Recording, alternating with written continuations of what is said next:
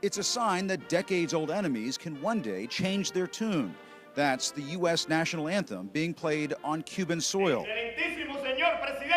As President Obama joined the island's ruler, Raul Castro, in Havana to close out this final chapter of the Cold War. I have to come back to my family when I'm no longer president, and I don't have so many obligations. While there were the usual diplomatic gestures as Mr. Obama signed a book to remember the pre-Castro revolutionary Jose Marti, the president also delivered a tough message to the Cubans to begin respecting basic human freedoms. That Cuba's destiny will not be decided by the United States or any other nation.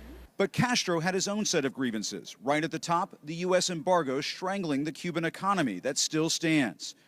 But he did not answer the question on why his country holds political prisoners. Why do you have Cuban political prisoners? Give me a list of the political prisoners and I will release them immediately.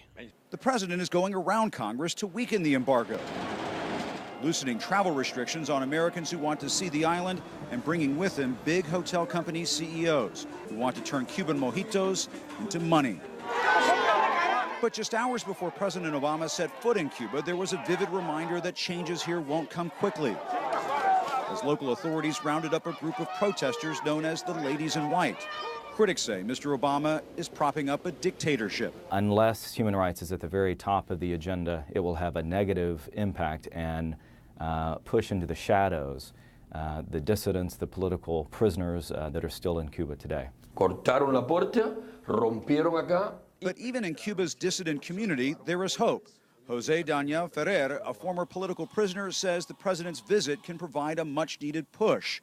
Freed under the Obama administration's diplomatic breakthrough with Cuba, he's calling on the president to think of Reagan. Mr. Gorbachev, tear down this wall. And demand that age-old barriers start coming down in Cuba. We have to tear down many walls, he tells me, so that the Cuban people can live with dignity.